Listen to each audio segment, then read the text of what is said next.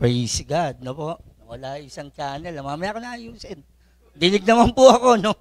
Ako magtuturo, ako pa mag-aayos. Di, okay. Tsaka na lang. So, praise God. Isang magandang gabi po sa ating pong lahat. At lalong-lalo na po dun sa, andito po sa sanctuary at doon po sa ating pong nanonood po doon sa live streaming po natin, sa Facebook live po natin. Maraming pong salamat at kami po ay pinapasok ninyo sa inyo pong mga tahanan. At sa gabi pong ito, praise God, huli na eh, nabunot pa ako. Nabunot pa. So, praise God. Pero, lagi po natin sinasabi na pag po tayo napapatayo po dito ni Bishop ay isa pong karangalan o privilege po natin yun na tayo po ay pinagkatiwalaan po ng ating pong Bishop upang ipangaral ang salita po ng Panginoon. At bago po tayo dumako dun sa ating pong pag-aaral sa Book of Colossians po tayo, chapter 3, verse 1 and 2. At sabi po doon sa MSG, hindi po Bechi na, message translation po. Sabi doon. So maganda po kasi ginamit po ito ni Bishop nung mga nakakaraang taon po na kanya pong mensahe. Maganda po. Sabi doon, so if you are serious about living this new resurrection life with Christ, act like it. Pursue the things over which Christ preside. Don't shuffle along eyes to the ground, absorbed with the things right in the front of you. Look up,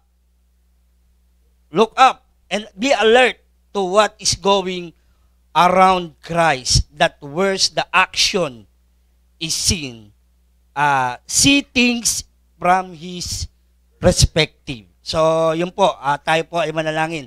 Lord, salamat po ng marami sa iyo pong mga salita at salamat po sa kaunawaang pinagkakaloob mo po sa amin. Katulad ng dalangin ni Apostol Pablo, buksan mo ang aming pong pangunawa upang maunawaan namin ang iyo pong mga salita at maging rema po ito ang mga salita mo sa buhay po ng bawat isa po sa amin. Salamat po ng marami. Patuloy ka ng pinupurit na pasalamatan sa pangalan po ni Jesus. Amen and amen. So sabi doon, seeing things from His perspective. Ano ba yung perspective na tinatawag? Ito po ay, sabi po doon sa Oxford, yan ang Oxford. Oxford Dictionary. Sabi doon, the art of drawing solid object of two-dimensional surface to us given the right impression of their height, width, length, and depth, position in relation to each other when viewed from particular view of point. So, yung perspective po, ginagamit po ito ng mga katulad bishop po natin, architect. So, naalala ko po yung perspective na dinrawing niya, doon pa sa kawayan tayo, na nabahana nga po yun, pero nakita niya pa daw, tapos na itabing niya pa. So, kung ano po yung perspective na dinrawing po ni Bishop, that time po na nasa kawayan pa po tayo, yun po ito. Ito po yung harapan po talaga. May canopy, ganun po yung dinrawing niya. May dalawang haliging ganon. So, nakita ko po yan kasi kapag po kami magkakape, doon po sa kwarto ni Bishop, may coffee maker eh. Doon po kami nagkakape pag sa kawayan. So, nakita ko po yun po yung perspective na in this site will rise that building. So, sa buhay po ng bawat isa po sa atin, ang gusto ng Diyos ay makita niya dito po sa ginawang bagong buhay ng Panginoon sa atin. Wala na yung lumang pagkatao sa buhay na ito at tatayuan ng panibagong buhay na kay Kristo Jesus. Amen? So yung mga luma, yung squatter dito, wala na, pinaalis na, wala na. Hindi na kailanman babalik yon at meron ng bagong itatayo ang Panginoon. At unti-unti po tayong itinatayo, binubuo sa pamamagitan po ng grasya ng Panginoon. Unti-unti po tayong nade-develop, lalo lang po natututo po tayo kung sino tayo at kung ano ang ginawa ni Kristo Jesus sa buhay po ng bawat isa po sa atin. At yan ang perspektibo ng Diyos sa buhay po ng bawat isa po sa atin. Pag po ikaw ay gagawa po ng isang perspective, yan po ay aalamin mo lahat kung paano mo maiitayo ito. And then, minsan nga po, napag-usapan po namin ni Bishop, Bishop, pati ba yung materyales? Amen. Kung paano itatayo yung building na yon. So, tayo din. No, tayo din ay unti-unti pong itinatayo ng Panginoon. Sabi nga ko, ano yung pinasimula ng Panginoon, mabubuting bagay na pinasimula ng Diyos sa buhay natin, ay kanya ding pagtatapusin, sabi doon. Sabi pa po doon sa isa pong meaning pa, a particular way of view things that depends on one experience and personality. So parang sinasabi natin, may kasabihan na the beauty is in the eye of the beholder. Di ba? So, may kanya-kanya po tayong view kung paano nating tignan yung mga bagay sa buhay po natin. Di ba? Minsan, may makita po natin dyan, dito, may ginagawa na naman pong condominium. In this site will rise 32 floors condominium. As naka-drawing po doon.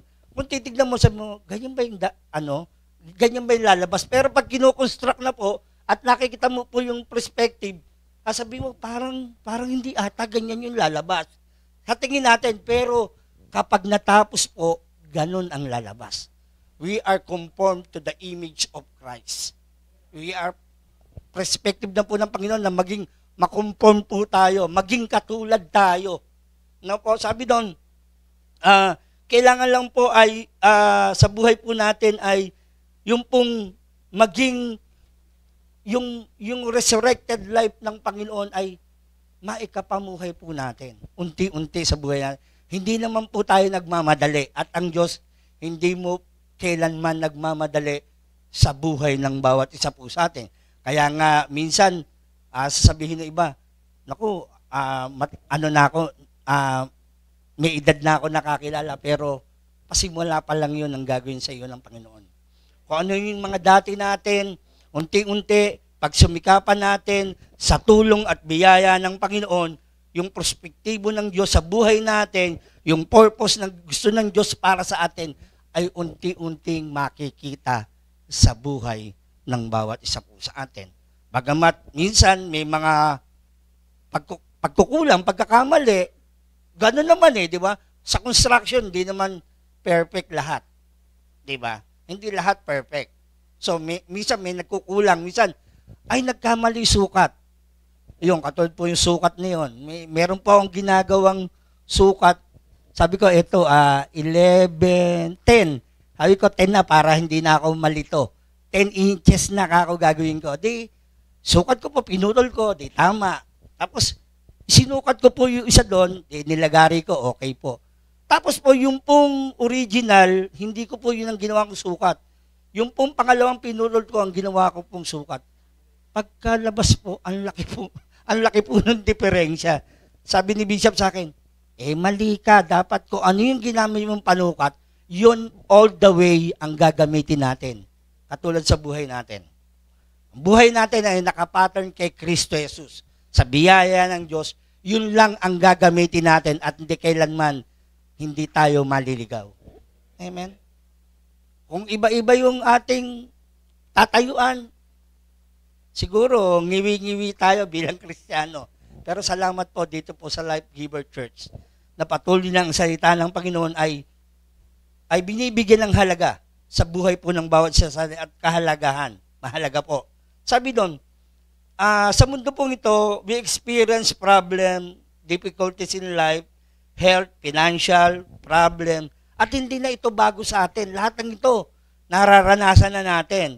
Pero, sabi doon, the perspective is not about as good or bad choosing, pag-choice po natin. It's about seeing our position related to God. We need to align our perspective in Jesus Christ. Kailangan yung perspektibo natin, yung perspective po natin ay naka-align sa Panginoong Hesus. Kapag tayo po ay naka-align, sabi nga ni Pablo, imitate me as I imitate Christ. Di ba po? So, gayahin niyo ako paano ko ginagaya si Kristo Jesus. Pero bakit pa natin gagayahin si Pablo? Gayahin natin ang Panginoong Jesus. Kung paano ang Panginoong Jesus, maging ganun tayo. Sabi nga ng Book of John, ng 1 John, I think, sabi niya, kung paano siya, ganun din ang bawat isa po sa atin.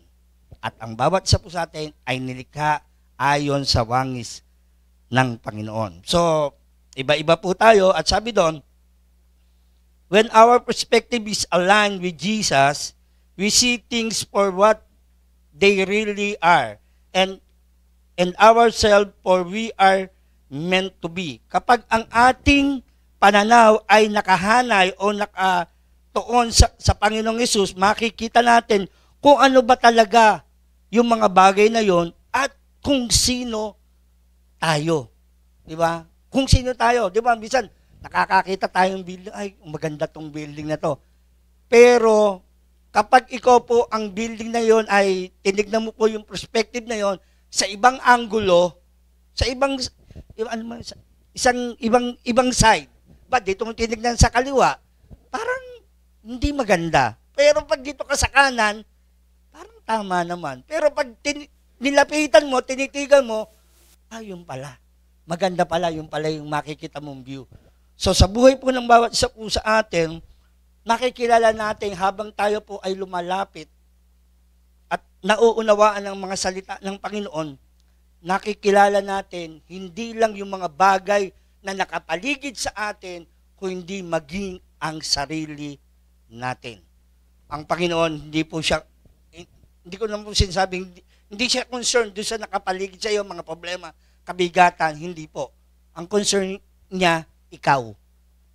Ikaw mismo ang kanyang concern. So, makita po natin dito, iba-iba yung pananaw ng tao. Iba-iba kasi yung mata natin eh. Ako medyo, one time po, matin po kami ng seminar nila Pastora Baby. Doon sa Cuneta Astrodome. So, may dala po ang Bible, then sabi, buksan natin ang ating Bible sa ganito. Dala ko po yung Bible, then binabasa ko, itong si Pastora Baby, sabi niya, Hil, ilayo mo, kasi nakaganon po, kasi nirecited ako eh. So, malapit ako magbasang ganon. Siya naman pala, farsighted, sabi niya, ilayo mo, hindi ko makita. Sabi ko, hindi tayo magkakatugma eh.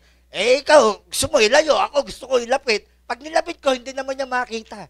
Pag naman nilayo ko, ako naman hindi makakakita. So, magkaiba na, di ba po?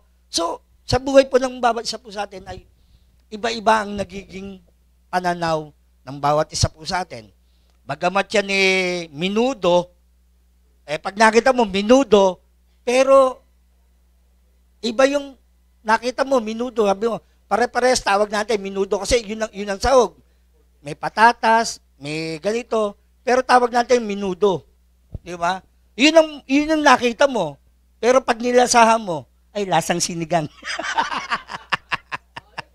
Di ba? Sa buhay po natin, kailangan po ma-experience natin kung sino ang Panginoong Hesus. Malapit. Ma-experience natin. Kapag hindi natin na-experience, hanggang nakita mo lang yung minudo at hindi mo natitikman, sabihin mo, pag natikman mo, hindi luto ito ni Ate Susan. Promo. Commercial pa. So, sabihin mo, hindi ganting menudo ni di ba? So, di ba? So, ganon. So, tignan po natin kung ano po yung mga iba-ibang mga naging pananaw at maging sa John chapter 9 po, John chapter 9, verse 1 to 3. Sabi po doon. Amen. Praise God. Sabi doon, now Jesus was passed by, he saw a man who was blind from birth. And his disciple asked him, saying, Rabbi, who sinned this man or his parents that he was born blind?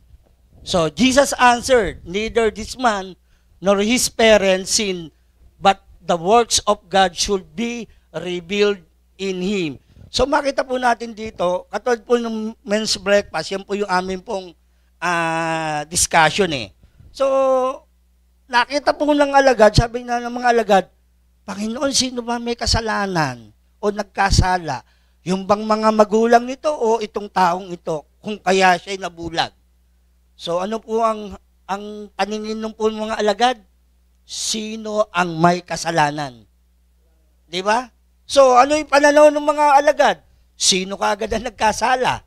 Di ba? Yung bang magulang o yung anak, yung taong bulag? Sabi ng Panginoon, ang perspektibo ng Panginoon, hindi. Sabi niya doon sa verse 3, Jesus answered, neither his man nor his parents sinned, but the works of God should be revealed in him. Upang ipakita, sabi doon, ang kabutihan, ang kapangyarihan ng Diyos sa taong iyon. Sa buhay po ng bawat isa po sa atin, meron tayong mga bagay na hindi nagagawa, pero andun po na gusto ng Diyos laging ipakita sa atin ang kanyang kapangyarihan sa buhay ng bawat isa po sa atin. At ito po yung pong palaging pananaw ng Panginoon sa buhay po ng bawat isa po sa atin. Kaya po nagtanong yung mga alagad kaagad. At sa John 11 naman po, alam na po natin, John 11:39 to 40, yung namatay po si Lazaro. Di ba po? Doon po sa John 11:39 to 40, yung namatay po si Lazaro, ang sabi ng Panginoon, Panginoon, babalik na tayo doon at alam po ng Panginoon na namatay ang kaibigan niyang si Lazaro. Pero ang sabi niya sa mga alagad, dalawin natin si Lazaro at siya'y ating gigisingin. Pero ang katotohanan, patay na si Lazaro. At nakita ni Mary, ang Panginoon, sabi niya, Lord, kung andito ka lamang, sana buhay pa ang aking kapatid. Ano sabi po ng Panginoon? Sabi niya, did not I tell you that you would see the glory of God if you believe? Patay na po yun. Sabi ni Mary, Panginoon, mag-aapat na araw na pong patay. Medyo mabaho na po siya. Pero sabi niya, kung gusto mo, di ba, sinabi sa iyo, kung gusto mo makita ang kaluwalhatian ng Diyos, kailangan mong maniwala. Di ba? Yun ang pananaw ng Panginoong Hesus. Kahit ano pong pangyayari sa buhay po natin, may mga dead situation po tayo, nararanasan sa buhay natin, sa pamilya natin, wag po kayong mawala ng pag-asa. Ang perspective ng Panginoon, maniwala ka lang at kaya niyang buhayin yung mga bagay na patay sa atin. No po, yung pong kung ano man yon, di ba? Kayang-kaya pong buhayin ng Panginoon. Yung po ang pananaw ng Panginoon. Sapagkat po siya ay Diyos ng mga patay at siya ang Diyos ng mga buhay. So makita po natin doon yung pananaw ng Panginoon. So kailangan mga alay natin kung ano man yung mga problema nating mabibigat. Akala natin hantong ito sa kamatayan. Praise God, hindi. Maniwala ka. May gagawin ng Panginoon. Maniwala ka lang.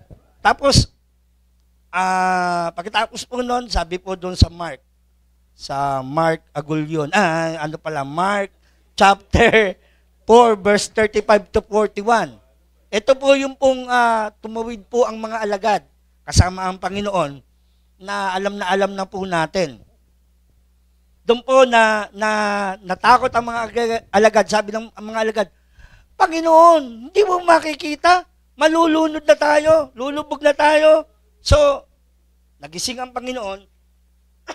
Ito po maganda sa Panginoon. Sa gitna ng problema, nakakatulog pa siya. Parang si ano lang yan. So, andun po na tulog siya sa gitna ng bagyo. So, andun po, then sinabi sabi ng Panginoon, tumayo ang Panginoon, nagising siya, at siguro pupungus-pungus pa, naalimpungatan. At sinabi niya, nirebuke niya yung hangin, at yung, sabi niya, be still, at andun na tumahimik, be silent, sabi niya ganon, tumigil. Tapos, doon po sa verse 40, sabi ng Panginoon, sa verse 40, bakit kayo natatakot? Bakit kayo natatakot? Wala ba kayong pananampalataya? Amen. Kung titignan po natin, ba't sinabi ng Panginoon, wala ba kayong pananampalataya? Sapagkat doon po sa mga first verses po, makita po natin, itinuro niya po yung parable of the seed. Tapos, sabi niya, wala pa ba kayong pananampalataya? Kung nakinig pong mabuti lang ang mga alagad, hindi sila matatakot. Kasi doon po sa mga following verse po ng mga nauna, sinabi po ng Panginoon, ang paghahari ng Diyos ay parang buto na ganito. So, mustard seed. Hindi nila naunawaan yun. Kaya pa rin, sabi ng Panginoon sa kanila, ano ba't wala kayong natatakot kayo at wala kayong pananampalataya? Sabi doon, ang kabaliktaran po ng pananampalataya po ay hindi po kawalan ng pananampalataya. O hindi po pagkatakot. Afraid po o pagkatakot. Hindi po sabi natin, pag wala yung faithless, hindi po yun. Takot. Bakit? Sapagkat pag natakot ka, mapaparalyze ka. Wala kang magagawa. Pag natakot ka, tinakot ka, o kaya po yung mga terrorist, mga ganon, terror, nag-ano sila ng takot. Para ikaw, hindi ka na lalabas. Matatakot ka na eh. So ganon, paparilisa ka na. So katulad ng bawat isa po sa atin. Kung may mga problema tayong mga bigat, andyan, bagyo ng problema, huwag kang matakot. Katulad ng Panginoon, sinabi niya, be still and be silent. Sabi nga nun, di ba? Tapos sabi ng Panginoon sa Psalms 46 verse 10, be still and know I am God. Amen? So manatili ka lang at andyan ang kapangyarihan ng Diyos sa bawat isa po sa atin. So makita po natin dito sa Mark chapter 4 na ito, pinakita ng Panginoon, no? Sa gitna ng problema, kaya mong patahimikin o kaya mo pong paglabanan ang mga problemang darating sa buhay po ng bawat isa po sa atin. Amen. At yan ang pananaw ng Diyos sa bawat isa po sa atin at gusto niya mangyari po sa atin na manalig lamang po tayo. Magtiwala ka lang. Tiwala lang kapatid, huwag kang bibitaw. No? So, ang Panginoon, pag nagtiwala ka sa Kanya, tuloy-tuloy. So, andun po na pag nagtiwala ka sa Kanya, ipapakita ng Diyos kung paano siya ka-faithful sa bawat isa po sa atin. So, hinihingi niya lang, magtiwala ka. And then, sa gitna po na yun, maging kalmado ka lang. So naalala ko po yung pag bumibiyahe sa Mindoro, naranasan po namin. Hindi na po ako nagsalita po no, nakatahimik na lang po ako at iniintay ko na lamang po na sumigaw ang kapitan, group yourself to 10. The boat is sinking. Hallelujah. Hindi ko po malaman kung ano, pero payapa po ako. Hallelujah. So, ano po? Sa buhay po ng bawat isa po sa atin, alam ng Diyos kung ano nangyayari sa buhay mo. Amen? Ano? Nangyayari sa buhay mo sapagkat siya ang nag-design ng buhay na yan. Amen? So, sa Matthew chapter 6, ano po? Sabi doon, sa Matthew chapter 6, verse 25 to 31, na alam nyo na yung inyong mga pangangailangan. So, sabi doon, therefore I say to you, do not worry about your life, what you will eat, or what you will drink, nor about your body that you will put on. Not life more than food, and the body more than clothing. Tapos, 26, sabi doon, look at the bird on the air, for they neither sow nor reap, nor gather into the barns, yet your heavenly Father feeds them. Are you not more than valuable than they? So ano po yung pananaw ng Diyos sa atin? Yung perspektibo, mahalaga ka kapatid. Kaysa mga libo-libong maya, kahit sa agila, mahalaga ka pa rin. Ano po? So, mahalaga tayo. So, kung titignan natin sa buhay po natin, parang, sabihin na natin, sinabi nga ni Pastor na, Las Vegas na. Tiwala ka lang. Yun nga, pinakain ng Diyos yung mga ibon. Ikaw pa kaya? Hindi ka naman ibon. Di ba? So, andun po na nagke-care siya sa bawat isa po sa atin. Sino pong magulang dito na hindi nag-care sa kanyang mga anak? Kahit po yan hindi nagtatrabaho sa bahay ninyo o hindi nag-uugas ng plato yan, aba, kumakain yan. Aba, di ba? Kumakain. 3 beses ang araw. At kung papalarin, may merienda pa. At kung sinuwerte pa uli, pinalad, may midnight snack pa yan. Di ba? Di ba? So, ganun nag-aalala ang Diyos. Tayong mga magulang, ganun. Sabi nga, kung kayo ngang masamang magulang, kayo. So, tayo masamang magulang. Ako, hindi na ako masamang magulang. Mabuting magulang na ako. Yan ang perspektibo ng Diyos sa akin. Mabuti na akong magulang. So, sa bawat isa po sa atin, kung ano man ang pangangailangan natin, alam ng Diyos. Hindi siya nakakalimot. Alam niya materyales na kailangan mo. Para mabuo yung perspektibo na yun ng Diyos, alam ng Diyos kung anong materyales ang kailangan mo. Kung Las Vegas ka na, ipoprovide niya ang Las Vegas na yan. So, sa buhay po ng bawat isa po sa atin. So, lahat ng pangangailangan natin, alam ng Diyos. Kaya po sabi doon, pag sumikatan yung pagharian tayo ng Diyos. No po, unahin natin ang Panginoon at andoon.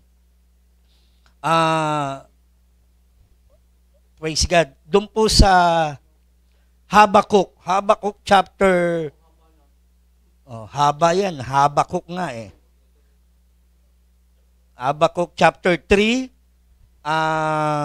verse 17 and 18. Ito po, sabi.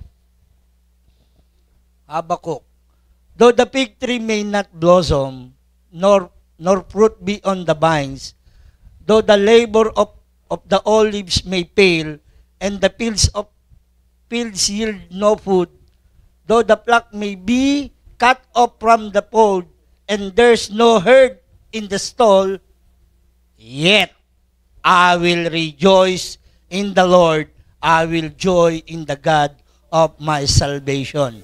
So, kung papansinin po natin, sabi lang, yet I will rejoice in the Lord.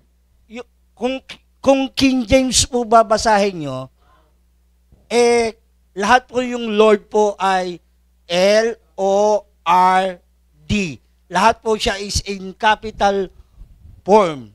Pag po ang Lord po ay nababanggit sa Bible at kung tayo po ay nag-aaral po ng salita ng Panginoon, pag po yung Lord po diyan ay pag-aaralan po natin, ibig sabihin po nun is God-keeping covenant.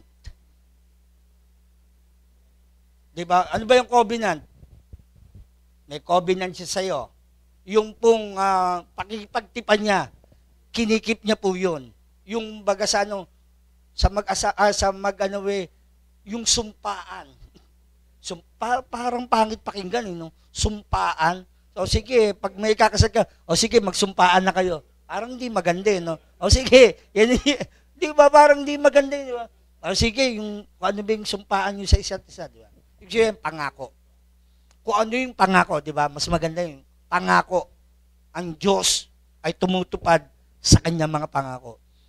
Nung panahon po ni Habakuk, sila po ay dumanas po ng taghirap.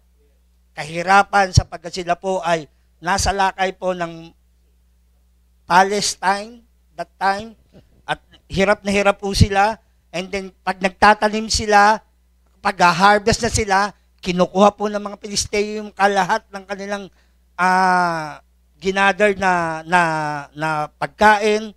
So sabi doon, makita po natin, tapos sabi ni Habakuk, yet I will rejoice in the God, the Lord, and I will joy in the God of my salvation.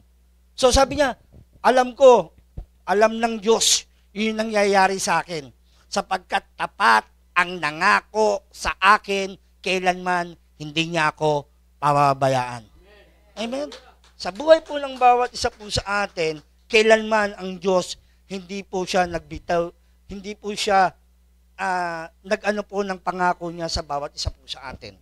Kailanman, sabi nga ni David, nung ako ay bata at nang ako'y maputi na buhok, hindi ko kailanman ang mga taong matuwid ay namalimos ng pagkain.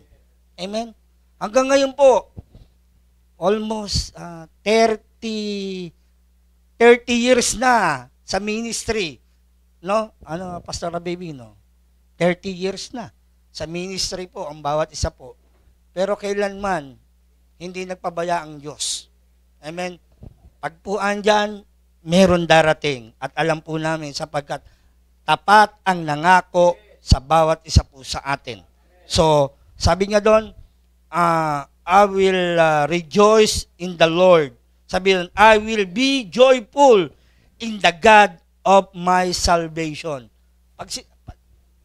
Nung panahon po na yan, pag sinabi pong the God of my salvation, pag sinasabi po nilang my God of my salvation, means hindi lang po sila ililigtas sa kamay ng mga Pilisteo o ng anumang kaaway, kundi po pag sinabi pong my God of my salvation, yung salvation po yun is a complete package na ginawa ng Diyos sa bawat isa po sa atin.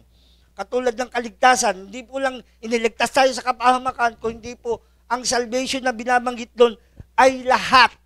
Ano yung pangangailangan mo, andon, kagalingan lahat. Package po yun. Ano sabi ni Tatay Carlos? Full benefits. Ayun, full benefits. Ano po, lahat po ng benepisyo, andon. Kaya po sinabi po ni Habakkuk na God of my salvation. Hindi lang kaligtasan physical sa mga kaaway, kung hindi po kaligtasan sa anumang, kasi nga po, pag-aaralan nyo talaga po yun, detail. Makikita mo po talaga, mamamanga ka, ay yung pala. Kasi sa Hebreo, kapag nagsasalita sila ng ganun, maraming meaning, maraming kahulugan. Diba? Iba't iba.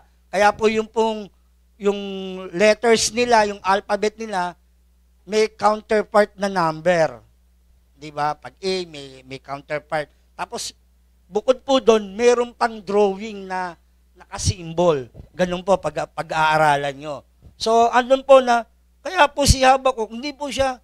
So, nangyayari sa atin, nagtataasan na po yung gasolina, diesel.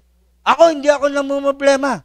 Tumaas kayo hanggang 200, 1 litro. Walang problema sa akin yan. Sapagkat namamasahe ko eh. Hindi po. Di ba, syempre, tataas din ang pamasahe, di ba? Alam ko, ang Diyos magpo-provide. Amen? Laging ang Diyos. Ay sabi nga, when the enemy comes like a flood, He will raise the standard. Itataas niya tayo. Di ba? Kung hanggang dito baha, itataas kayo pa niya. Ganun ang Diyos.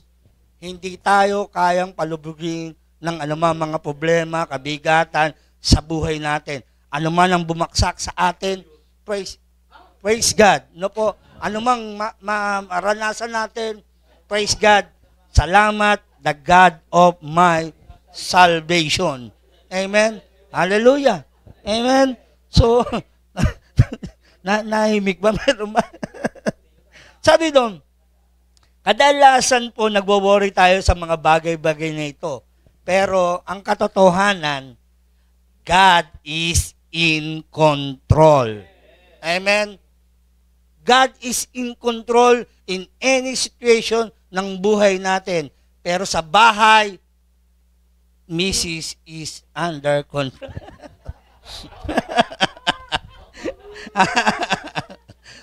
Di ba? Sa paligid po natin, God is under control. Anumang situation ka, huwag kang mag-worry.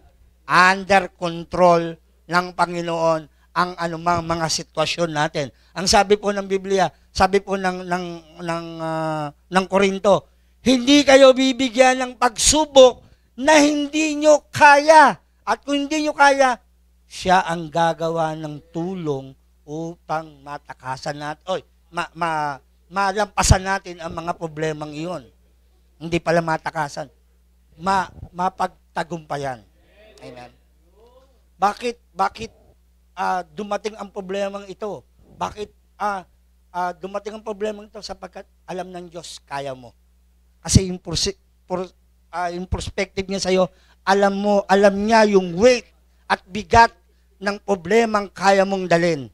At kung yan ay dumating sa'yo, kaya mo yan. Pag hindi mo kaya, hindi sa'yo yan. Sa Panginoon na yan. Amen? Ay, ganun lang yun. Lord, problema to, hindi ko kaya. Pag hindi mo kaya, hindi sa'yo yan. Bigay mo sa Panginoon. Ano sabi ng unang Pedro, ng Pedro? Cast all your care, for His care for you. Nag-aalala siya sa'yo. Hindi niya ipapahamak yung perspektibo niya sa'yo. Hindi niya sisirain yun. Kung ano yung magandang pinasimulan niya sa'yo, kaya niyang tapusin. Parang si FPJ niya, sinimulan niya, tatapusin niya. Di ba? At tinatapos niya na ang bawat isa po sa atin. Amen? Kung gusto niyo, tapusin na kayo. Pwede rin. So, andun po na sa James chapter 1, sabi doon, Dear brothers and sisters, when your troubles of any kind in your way, come to your way, consider it an opportunity for the great joy. Praise God. Brother James, naman. Magagalak pa kami. Problema to. Tingin natin problema. Pero sinabi ni Bishop, sabi niya, consider it an opportunity. Opportunity. Ang mga problemang dumarating sa atin. Bakit po? Sapagkat doon tayo napapalakas, doon tayo napapatatag, doon tayo mas lalong kumakapit. Kung titignan natin, is a negative. Kung titignan po natin, yung perlas, ang ganda. Yung pearl, di ba ang ganda? Pero hindi nyo ba alam kung paano nabuo ang perlas na yon? Ang perlas na yon, kaya po nabubuo ay yung pong mga pearl ay sinasaktan at lalagyan po sila ng isang plastic doon sa loob nila and then mag-grind po sila doon sa loob at i-coat po nila ng parang laway nila yun doon sa loob and then magiging pearl. Yung pong nilagay na yon. Kailangan masasaktan ang bawat isa po sa atin. Minsan dumadaan tayo sa problema, masakit. Pero hindi nyo ba alam, sabi, opportunity yon upang mas lalo tayong tumibay, tumatag. Amen? Sa Panginoon. Di ba pag may mga problema, natututo tayo? Amen. Ako nga, lagi ako natututo di ba? So, pag maraming problema, marami tayong pagkakatuto. At, praise God, opportunity po ito. Ang tingin ni James, opportunity, hindi kung anumang bagay. Tama ang pananaw ni James. Amen. Yung perspective ni James, tama. Opportunity. Kapag may kabigatan, opportunity. May sakit, opportunity. May sakit na, opportunity pa rin. Sabi nga ng Panginoon, be thankful nga. Hindi doon sa sakit, sapagkat alam mo, opportunity na mamamalas mo na naman ang kapangyarihan ng Diyos na dadaloy sa iyo at sasabihin mo at magiging patotoo, kapatid, nung may sakit ako, pinagaling ako ng Panginoon. Yun ang imamarites natin ngayon. Kapitbahay, nung may sakit ako, pinagaling ako ng Panginoon. Praise God. Opportunity. Amen. Nung walang-wala ka, pinagpala ka ng Panginoon. Nung kawalan mo, opportunity na i-bless ka ng Panginoon. Amen. Kaya po, anumang sitwasyon meron tayo, tignan natin ito. Hindi lang in the positive way na i-deny na, hindi natin i-deny na may mga problema tayo. Totoo naman po, nagkakaproblema tayo. Kami, may mga problema kami. Amen. Hindi namin malaman kung saan kami ngayon titira. Sa dami ng bahay namin. Di ba? Wow! Hindi po. Di ba? Opportunity. Di ba? Sabi nga namin, pag may mga pangyayaring ito, may gagawin ng Diyos. kapag may problemang dumarating, may gagawin ng Diyos. Lagi po tayong sa perspektibo ng Panginoon tumingin. May gagawin ng Diyos. Lord, may pangyayari ngayon na nagaganap, may gagawin ng Diyos. May gagawin ng Diyos. Hindi pa tapos ang Diyos sa akin. Amen? At andun po, sabi doon, consider it an opportunity for the great joy. At sabi po ng Panginoon, napagtagumpayan ko na ang lahat ng ito.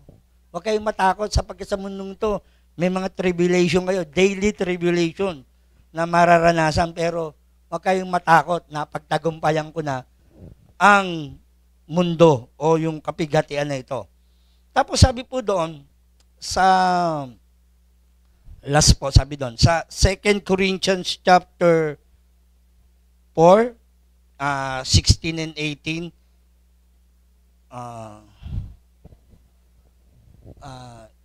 2 Corinthians chapter 4, 16 and 18. Yan, sabi doon, therefore we do not lose heart, even though our outward man is perishing, yet the inward man is being renewed day by day. For our light affliction, which is but for a moment, is working for us for more exceeding and eternal weight of glory. 18. While we do not look at the things which are seen, but at the things which are not seen, for the things which are seen are temporarily, but the things which are not seen are eternal. Sabi po ni Pablo po dito, yung kapighatiang nararanasan natin, problema, yung light affliction, sabi ko nga, very light talaga si Pablo. Lahat ng sinabi niya dito, light affliction. Kung titignan natin nangyari sa buhay niya, hindi lang light affliction ang nangyari sa kanya. Great affliction. Amakin mo, ang dami niyang naging problema, ang dami niyang nabato siya, nahagupit, 3 araw lumulutang sa dagat, na-shipwreck, natuklaw ng ahas, nakulong. So, ang madami. Tapos sasabihin niya, light affliction? Wow, ang sarap naman. Sana all. Pero sabi ni Pablo doon, light affliction lang at hindi nyo ito maikumpara doon sa kalwalati ang nag-iintay sa atin sa eternity. At hindi lang akala kasi nila binanggit doon kasi sa 17, for our light affliction which but for a moment is working for us for more exceeding and eternal weight of glory. Sabi doon, is working for us for more exceeding eternal weight of glory. Yung pong kabigatan na yun ay nagwo-work po sa atin. Sabi po ng Romans, all things are work together for good, di ba? 8:28, di ba? So, dito po, sinabi po ni Pablo, yung pong light affliction na yun is working in us. Working in us. Naalala ko po isa pong kwento na yung sa light affliction na yan na working in us. Meron pong isang magaling na sculptor at nakita niya yung isang boulders na bato na marble, black marble. And then sabi niya doon sa sabi niya, ito ay dalhin niyo doon sa bahay ko at may gagawin ako. Then may perspective na po yung sculptor kung ano po ginagawa niya, and then tinanggal niya po lahat po nung And then nung pong inilagay niya na po doon sa museum, and then namangha yung matandang babae, sabi niya, napakagandang kabayo nito. Parang buhay na buhay. And then, hindi siya mapakali yung matanda at nilapitan niya, sino ba ang may gawa nito? At nilapitan niya yung sculptor. At sabi niya, ma'am, ako po ang may gawa niyan. Sabi niya, ang ganda. Parang buhay na buhay. Sabi niya, paano mo ito ginawa? Sabi niya, simple lamang po. Yung pong malaking marmol, yung black marmol na yon, inalis ko po ang hindi kawangis ng kabayo. Inalis niya, sinilsil niya. Unti-unti hanggang mabuo ang isang kabayo. Sa bawat isa po sa atin, hindi tayo magmumukhang kabayo. Magmumukhang si Kristo tayo. Aalisin ng mga problema, kabigatang nararanasan natin for light affliction na yon is working in us. Pag po may mga problema ngayon, inaalis ang hindi kawangis ni Kristo Jesus sa bawat isa po sa atin. Ang Word of God na binabasa natin ay nagiging silsil para tayo po ay alisin o kayasin ang hindi kalarawan ni Kristo Jesus sa buhay pong ito. Amen. Hallelujah. Salamat po doon po sa jackhammer at nagamit ko kahapon. Amen. Buti hindi ko pa naisoli. So naalis ko po yung yung pong pader. Ang hirap pong tibagin yung pader eh. So buti may jackhammer na naalis ko po. So andun po unti-unti yung pong light affliction na yon na dumadating sa atin. Lord, salamat. Hindi doon sa light affliction na yon. Sapagkat doon sa light affliction na yon, meron kang ginagawa sa buhay ng bawat isa po sa amin. Mga problema na yan, may ginagawa sa iyo. Pag dumating yung problema na yan, lalo pang tumataas ang antas ng pagtitiwala mo at pananampalataya mo sa Diyos. At mas lalo kang lumuluhod at nananalangin at inaangkin ang grasya ng Panginoon sa buhay ng bawat isa po sa atin. Dahil doon sa light affliction na yon. Dalawa lang yan. Ang light affliction, dumarating para ilayo ka sa Panginoon. Pero ang light affliction, kung titignan mo sa perspektibo ng Panginoon, ay mas lalo kang ilalapit as mas lalo pong makikita ang kapangyarihan ng Diyos, ang grasya ng Diyos sa iyong buhay, kapatid. Amen? Kaya kung anong perspektibo ang pananaw mo, nasa iyo na yon, kapatid. Nasa atin na. Kaya yung Word of God na sinishare po sa atin tuwing linggo, wag nating minosen, wag nating okay lang. Wag nating i-just lang yung word. Amen. Mahalaga ang word. Sapagkat ito ang tumutulong sa atin upang i-build tayo. I-build ang bawat isa po sa atin. Ang Word of God ang siyang nagbi-build po sa atin. Ang Word of God is like, sabi nga, Lego. Lego means building blocks na bumubuo sa bawat isa po sa atin. Kapag po pong Lego na ito ay unti-unti at mag-create ng something sa atin, yun po mangyayari sa atin. Una, pieces yung Lego. Pero kapag binuo mo at sinundan mo yung perspective, yung kopyahan at makita mo, makakabuo ka ng isang aircraft carrier, isang barko, isang eroplano, o whatever.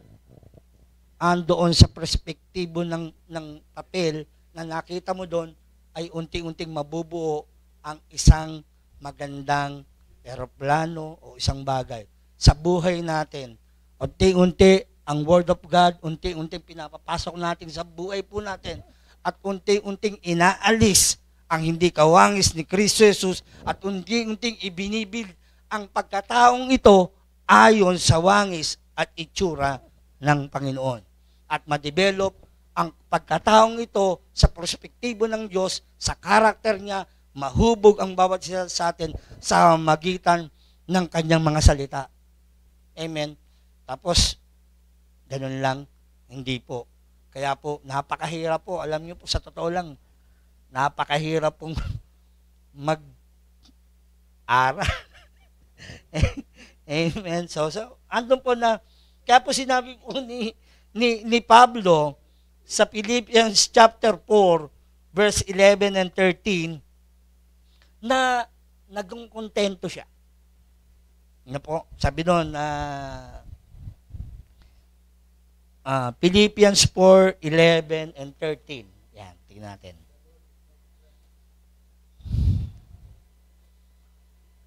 Not that I speak in the regards to needs, for I have learned in whatever state I am to be content. I know how to be abased and how to be abound. Everywhere and in all things I have learned both to be full and to be hungry, both abound and to suffer need. 13. I can do all things to Christ Jesus who strengthened me. Bago po iyan, andun po sa verse 12, I'm being content. Na kontento si Pablo kung anumang mga sitwasyong meron siya. Alam nyo kapatid, pag hindi po tayo nakukontento kung anong sitwasyon meron tayo, hindi po tayo mapipirme. Hindi po tayo magiging ganap. Kapag ang perspektibo po ng Diyos ito, doon po sa perspective, pag po pinakita yon, yun na yun. Makontento ka doon. Yun. Yun ang lalabas doon sa plano, yun. Mag-intay ka lang. Makontento ka lang. Alam niyo po kung bakit hindi po dumarating yon, hindi pinakita ng Diyos yung blueprint ng buhay natin. Hindi niya ipapakita yung blueprint ng buhay po natin. Gusto mo makita yung blueprint ng buhay mo, hindi mo makikita. Ang Diyos lang ang may hawak sapagkat siya ang architect ng buhay na ito. At tinitignan niya. Tapos, ang sa atin, part natin, makontento tayo. Kasi kala ng iba, kontento na lang ba tayo mahirap? No, hindi yun ang sinasabi. Anong sitwasyon meron ka, makontento ka at ikaw ay makakaalis sa mga sitwasyon na yun. Hindi sinasabing mahirap ka, makontento ka. No, hindi. Gusto ng Diyos maging milyonaryo tayo lahat. Amen? Amen. Praise God. Para mas lalong lumaganap ang salita ng Panginoon. Amen? Hindi, yung contentment doon. Kaya nga po sinabi niya, doon sa 13, I can do all things to Christ Jesus who strengthened me. Magagawa ako. Kapag ikaw kontento sa buhay ito, pagkatao mo, masasabi mo, I can do all things to Christ Jesus who strengthened me. Amen. So yun ang ano ni Pablo. Kaya maganda. So andun po, finally, sabi doon, sa 2 Corinthians chapter 12, verse 9. Yun, verse 9 po. My grace is sufficient for thee. My grace is sufficient for you, for my power is made perfect in weakness. So, andito po, bago po ito ay nag-plead si Pablo 3 times sa Panginoon na alisin ang weakness na ito sa kanyang buhay. So, may kahinaan siya. Sabi niya, Lord, alisin mo ito. 3 beses niya ipinapanalangin. Pero ang tugon ng Panginoon, my grace is sufficient for thee in times of weakness. Pero kung titignan natin, lahat ng ipinalangin ni Pablo gumaling. Kapirasong apron, pinadala niya, ipinatong doon sa may sakit, gumaling. Kaya po nagaya din yun, ginaya din yun. Yung apron, yung kapirasong telang ganon, pinadadala, and then gumaling. Pero, nung siya nananalangin, sabi ng Panginoon, my grace is sufficient para sa iyo. In times of weakness. Alam niyo po, sa ating mga kahinaan, sa ating mga kahinaang personal o anumang kahinaan natin, yung grasya ng Diyos ay nagiging perfect in times of weaknesses po natin. Sapagkat sa ating kahinaan, doon tayo pinalalakas ng Diyos. Amen? Kasi pag malakas ka naalala mo ba siya? Pag mahina ka, naalala mo siya. Di ba? Minsan, di ba, may mga problema tayo, parang bigat na bigat ka, hirap na hirap ka. Pero, parang gusto mo nang umayaw, itapon ng puting tuwalya at sabihin mo, ayaw na. Di ba? Parang laro lang, di ba? Ayawan na, parang ganun lang. Pero hindi. Pero sa totoo lang po, diyan po, saan? Sa puso ninyo, na kahit bigat na po ang problema at kabigatang meron ka, meron nagsasalita dyan at sinasabi sa puso dyan, laban lang, kaya mo yan. Diba? Tuloy-tuloy lang, kaya mo yan. Diba? Ano mang problema at sasabihin doon sa may inner voice na nagsasabi sa atin, kaya mo yan. Makapangyarihan ang grasya ko at sapat ang grasya ko sa iyo. At ito po ay yung pong grace empowerment po sa atin. Ayaw ka na, pero may magsasabi, gustuhan pa. Huwag kang susuko, kapatid. Sapagkat andyan, kapag ikaw ay mahina, doon siya malakas. Doon nagiging perfect yung pong kalakasan na ginagawa ng Diyos sa buhay po ng bawat isa po sa atin. Kung tatanungin natin si Pablo, pwedeng siyang umayaw. Ayoko na, Lord. Sawa na ako, pagod na ako. Pero sabi ng Panginoon, yung grasya ko, sapat sa inyo. Sapat ang, di ba? Kahit nga minsan, sa maghapon, sa buong araw, kung titignan mo, wala ka namang ginawa. Di ba? Tapos, praise God. Pero, saya mo pa rin. Di ba? Nakaraos ka buong araw. Ang lakas mo. Di ba? Lakas mo pa nga kumain. Di ba? Andun po, sa buhay po natin. So, andun po sa atin, sa bawat isa po sa atin, ay ang patuloy na ang grasya ng Panginoon ang siya pong nararanasan ng bawat isa po sa atin. Ang susi, sabi doon, ito na po, conclusion, nakalagay na po dito, conclusion. Sabi doon, the key is true to stand in the right alignment so that to experience the correct perspective. When you are out of alignment, the image start to look really strange, even confusing to view. Kapag tayo po ay nalilihis, sa kanan, kaya nga sabi nga ni yung kanta, dito ba? O dito ba? So, kailangan nasa right tayo. Nasa right track tayo. Kaya po sinabi ng Book of Hebrew, looking unto Jesus, the author and the finisher of our faith.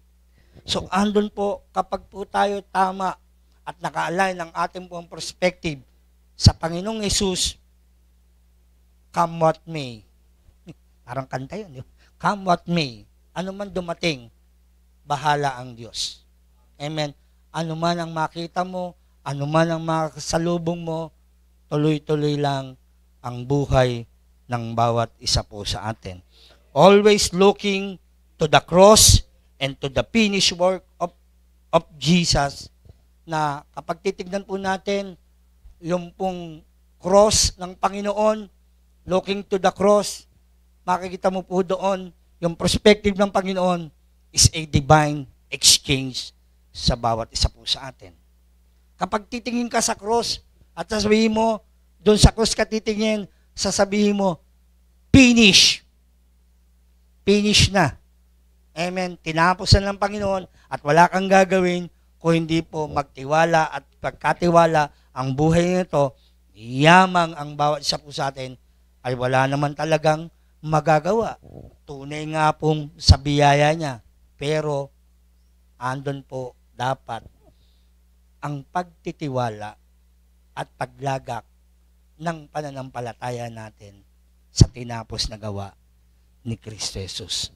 Kaya kung tama at nasa tamang posisyon ka, magiging tama ang perspektibo mo sa pananaw mo kung sino si Kristo Jesus sa buhay mo at kung ano ang ginawa niya para sa iyo at kung ano pang mga biyaya ang darating sa buhay natin. Sabi nga, hindi pa ipinakita ng mata, hindi pa nakita ng mata, hindi pa narinig ng tenga ang mga kamanghamanghang bagay na gagawin ng Diyos sa buhay ng bawat isa po sa atin. Amen? Kaya po napakabuti ng Diyos. Kaya po, expect, and sabi sa binasa natin, pursue the things over which Christ. Andun kay Kristo, tumingin lang tayo kay Kristo. kay Kristo lang tayo titingin. Amen? So, andun po, nabiging alert tayo, and sabi doon, see things from His perspective. Tayo po.